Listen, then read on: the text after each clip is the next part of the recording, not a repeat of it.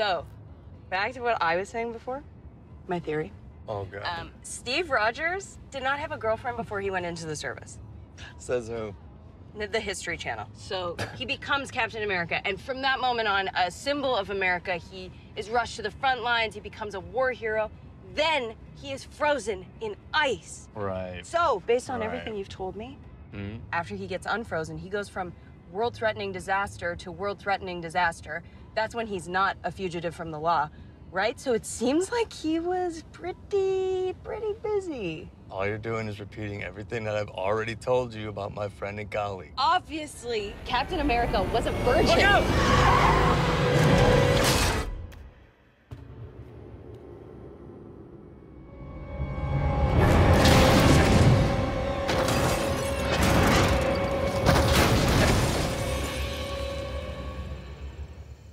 Hey everybody, how's it going? Welcome back to Cosmic Culture, the channel where we talk all things major movie and television news, theories, breakdowns, and much more. And today we do have a very exciting whole scene coming for She-Hulk, which will be releasing August 17th. Time to be very excited because this project for Disney Plus looks like it has promises to have a huge connection into many different wings of the MCU's Phase 4. Now, up until this point, I know a lot of you guys are arguing that, hey, there haven't been as much continuations, there haven't been as much connections, Easter eggs, and even some of the end screens haven't been as fun. But we are full on in the multiverse saga now, following the massive announcements of Phase 5 and parts of Phase 6 from SDCC 2022.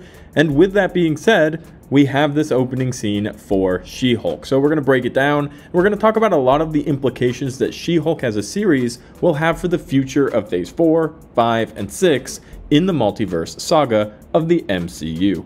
If you haven't already, consider subscribing and turning on that notification bell so you don't miss out on any of our other major movie and television news updates happening daily here on the channel. You can also follow me on my other socials, Instagram at Chris M. Rosser and Twitter at TheCultureChris. Links to both of these are in the description down below.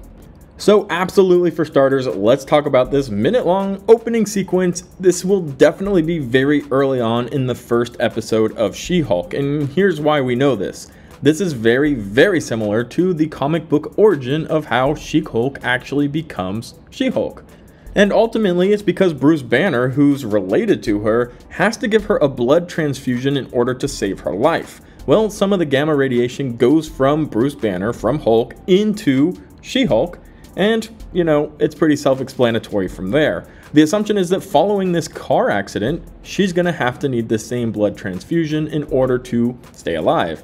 And then for a few episodes after that, which we've seen in a lot of the trailers, we'll be getting that whole Hulk training montage where they go off to an island and he kind of teaches her how to be She-Hulk.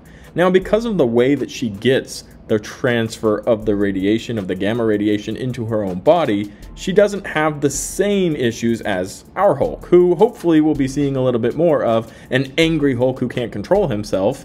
Although we do see Bruce Banner constantly in control with this Professor Hulk storyline that he's currently in.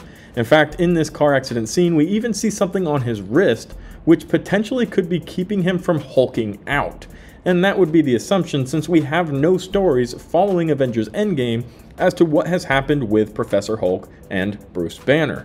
Now, we haven't actually seen Bruce Banner. We've only seen Professor Hulk in Endgame because he did have complete control. He was talking, conversations, wearing clothes, even eating in restaurants as Hulk. We haven't seen Bruce Banner, but we did see him in the post-credit scene of Shang-Chi and the Legends of the Ten Rings. He had the sling on then, and he has the sling on now as well in the car, in case you didn't see that. So these are probably very similar in close timelines.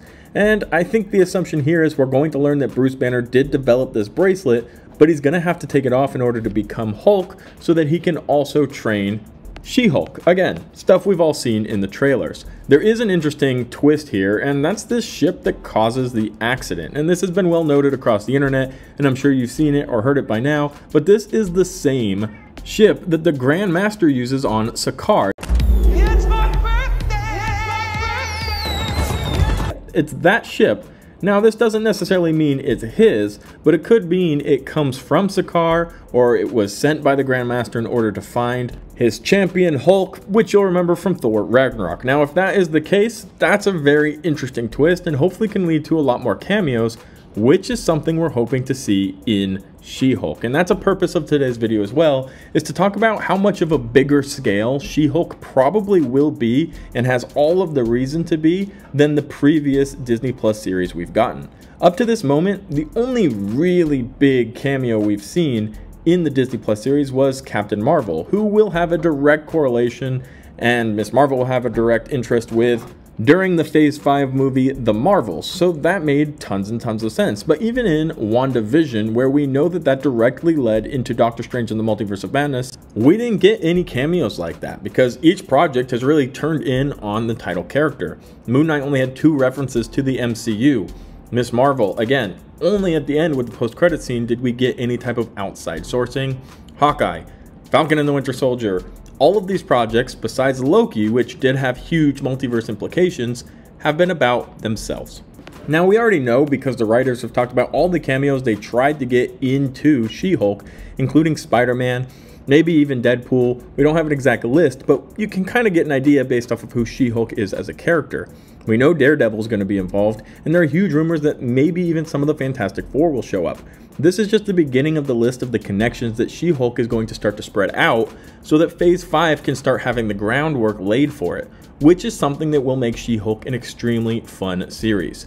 Kevin Feige said way back at the beginning, before we got into the multiverse saga, that you're going to have to watch these Disney Plus shows in order to know what's going on in the main MCU timeline. Up to this point, that hasn't necessarily been true. Yes, with WandaVision, there were very important aspects that translated over, but Sam Raimi, the director of Doctor Strange in the Multiverse of Madness, even admitted that he hasn't watched WandaVision. So it wasn't necessarily imperative that you watched it in order to know what was going on in Doctor Strange in the Multiverse of Madness. Hopefully, that will change now with She-Hulk.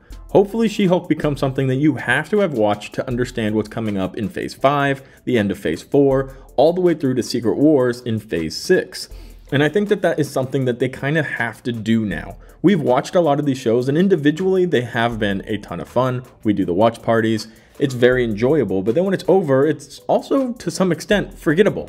You can move on saying, yeah, that was a really, really good show. I had fun watching that, and then it goes to rest. You don't need to remember all of the information or the details or the Easter eggs, because there haven't been major connecting points within those plots just yet.